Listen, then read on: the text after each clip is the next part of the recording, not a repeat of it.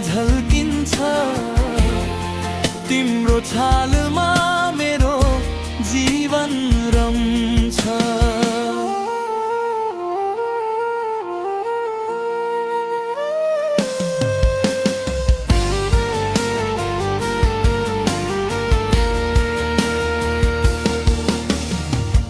द्यामको पर्खा लग्लो सपना आउँछ